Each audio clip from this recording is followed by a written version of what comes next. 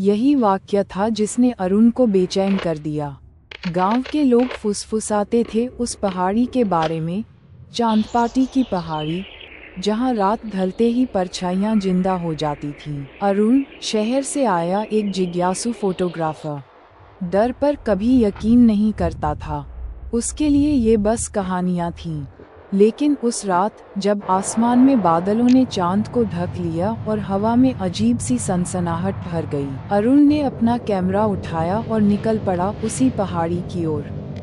रास्ता सुनसान था, पेड़ों की टहनियां आपस में टकराकर जैसे कोई गुप्त संदेश भेज रही हों। घास पर गिरती ओस चमक रही थी, मगर हवाओं की ठंडक भीतर तक उतर रही थी। अरुण बड़बड़ाया, ये सब अंधविश्वास है, मैं कुछ तस्वीरें खींचकर सबको दिखा दूंगा। जैसे ही वह पहाड़ी के पहले मोड़ पर पहुंचा, एक बूढ़ी औरत दिखाई दी। उसके हाथ में टूटी हुई लालटेन थी और आंखें गहरी काली। उसने बिना देखे कहा, लौट जा, यहाँ तस्वीरें नहीं, सायों के चेहरे मिलेंगे। अरुण ने हल्की हंसी दबाई, माए, मुझे डराने से कुछ नहीं होगा। बूढ़ी औरत ने बस एक ठंडी सांस भरी और झाड़ियों में गायब हो गई। पहाड़ी का रास्ता ऊंचा होता गया। अरुण ने कैमरा निकाला, फ्लैश चमका, लेकिन हैरानी की बात, तस्वीर में सिर्फ काले धब्बे थे। कोई दृश्य कैद ही नहीं हो रहा था। कैमरे में क्या गड़बड़ है, उसने सोचा।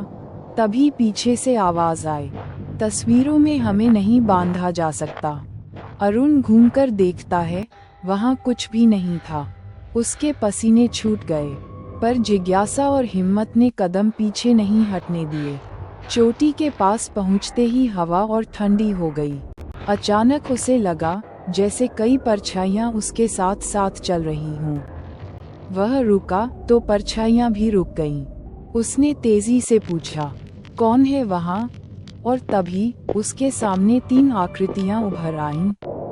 चेहरे धुंधले, आंखें जली हुई अंगारों जैसी। उनमें से एक ने गहरी आवाज में कहा, हम उन लोगों की परछाइयां हैं जो लौटकर कभी जिंदा नहीं आए। अरुण का दिल तेजी से धड़कने लगा। उसने कांपती आवाज में कहा, तुम सब यहाँ क्यों हो?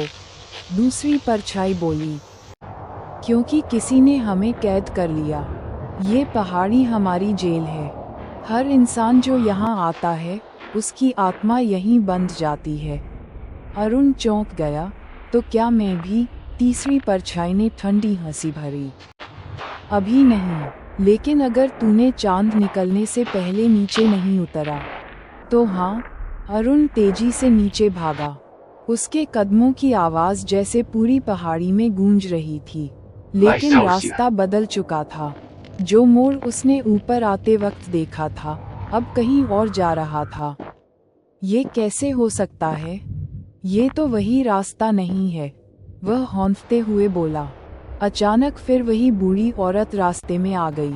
इस बार उसकी लालटेन पूरी तरह जल रही थी और चेहरा साफ दिख रहा था, लेकिन चेहरा इंसानी नहीं था। आधा चेहरा जला हुआ, आधा हड्डियों से बना। उसने धीमे से कहा, मैंने तुझे रोका था, लेकिन तूने मेरी बात नहीं मानी। अरुण पीछे हटने लगा। तुम कौन हो?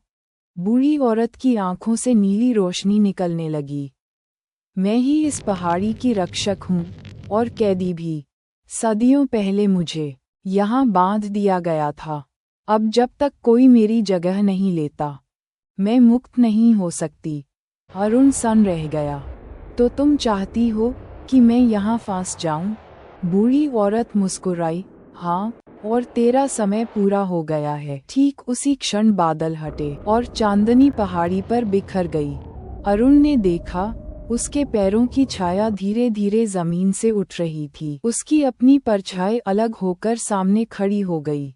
वह परछाई फुसफुसाई, अब मैं तेरी जगह जीऊंगा और तू यहाँ रह जाएगा। अरुण चिल्लाया, दौड़ा, लेकिन उसके कदम जकड़ गए।